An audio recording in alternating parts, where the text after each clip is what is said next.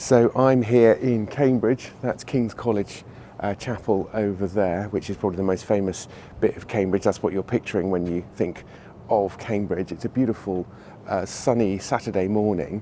It is very, very quiet here because this is, well, the students haven't arrived, but even if they had, they'd still be probably in their beds, and the tourists have not yet arrived, which they will do in vast numbers, I am sure. So while the going's good, I just want to have a look at something, and it makes me kind of laugh a bit as well, because it just demonstrates the story of Latimer and the Reformation. Also tells a bigger story about how nothing changes and how everything's kind of the same. So Cambridge had much more of a reputation for being of interest to reformers. Erasmus came here to teach New Testament Greek, and this was found to be appalling by Hugh Latimer, who was a very, very traditional preacher and a member of Clare College, which is just behind King's College over there.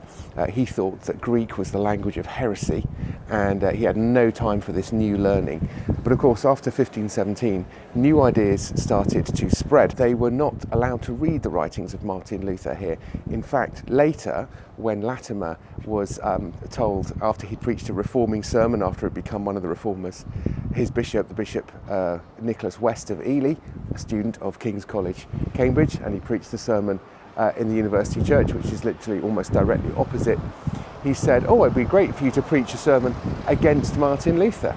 And Latimer just said, "Oh, I can't do that because we're not allowed to read the writings of Martin Luther." So obviously, censorship was firmly in place at the time.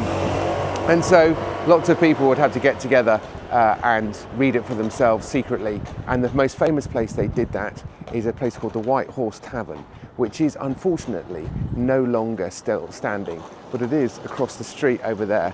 And there's a rather sad little blue plaque for something that is really very, very significant.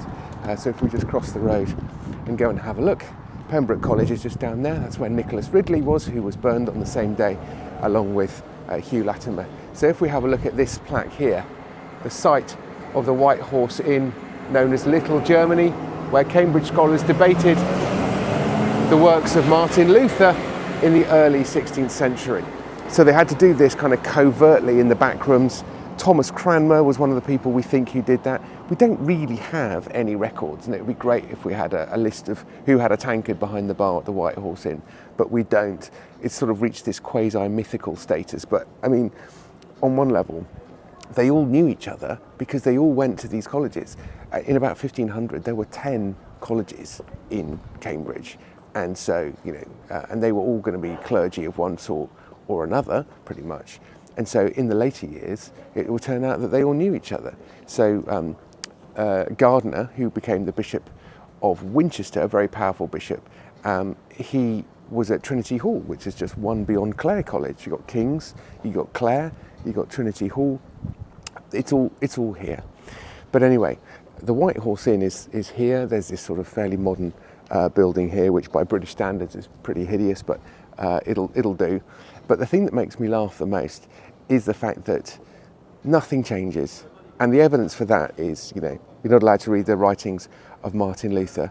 What do we have up on the top of that thing there? We've got a whole load of kind of surveillance equipment and cameras and all that kind of stuff. And, I'm sure that we're not being tracked and monitored, and that this video itself is not being listened to by someone in GCHQ. They've got far better things to do than that.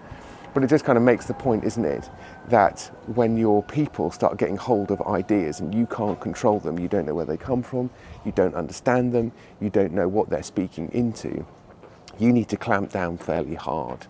And we're seeing that now as well, that free speech is being questioned and people are talking about it a lot. I don't think we've ever really had free speech, so I think some of it is slightly shadowboxing, but I think we should have free speech. Anyway, that's the White Horse Inn, quite famous, and that is a lovely little Orwellian reminder of the potential for the state to act like a police state. Anyway, I'm making this video on Hugh Latimer. I'm having a great time doing it, and I hope you watch it when it comes out, if it hasn't come out already. Anyway, thanks for watching.